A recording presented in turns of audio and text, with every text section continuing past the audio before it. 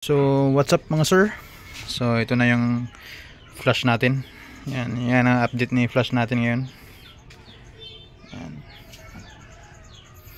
So na-try na natin to si flash, no, na road test na natin, no.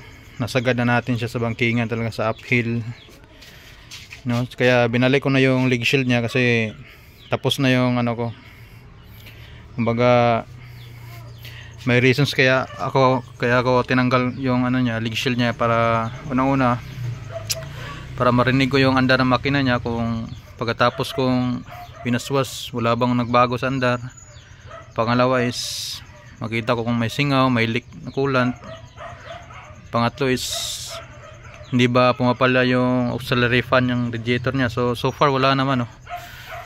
Okay, all goods naman. So may kunting problema lang, ay hindi naman siya problema, ano lang, need lang ma-assist agad, no.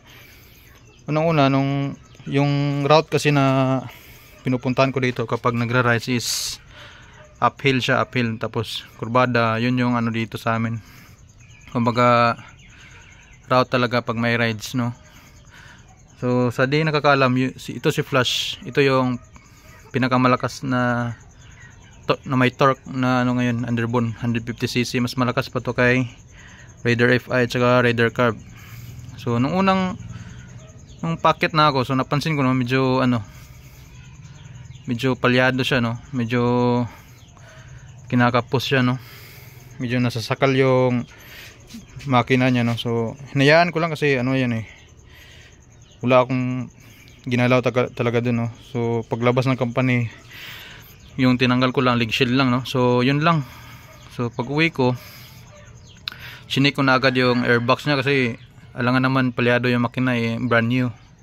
So either sa ano, sa pipe, okay lang yung pipe. So chinik ko yung airbox niya, no. So pagka check ko na yung airbox, binuksan ko, kinuha ko yung filter niya.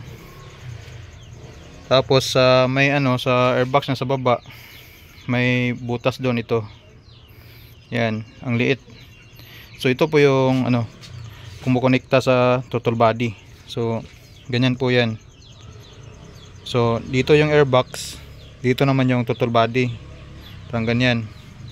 So nangyari is nakaganito po siya, ganyan, nakabend po, nakapiko, yan.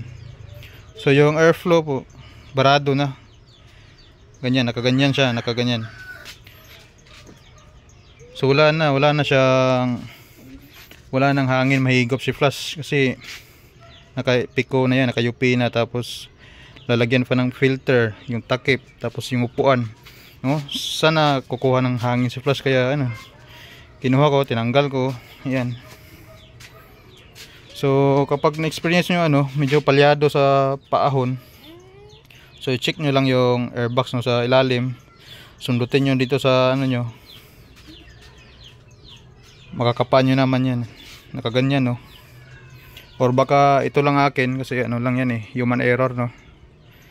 Baka nagmamadali yun ng symbol nito. So ngayon okay na siya, no. Ngayon tinest ko na siya, naka open throttle body na ito. So doon ko pa lang na feel yung torque niya, no. Grabe ang lakas ng torque talaga, parang nagwiwili. So ayan, so ito lang po yung problema, no. So sa laki ng makina ni Flash, no, tapos ang liit ng airbox, tapos ito pa nakayupi pa to, yan. So wala na, nasasakal na yung makina. So hindi nyo na napapansin kapag ano, nasa highway lang, yung hindi naman pursado yung makina, pero pag paahon na, pa-uphill, yung pursado yung makina, doon na yun na-feel, no.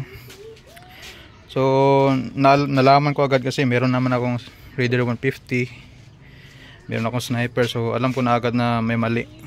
So yun lang, no, for now, no. So let's go.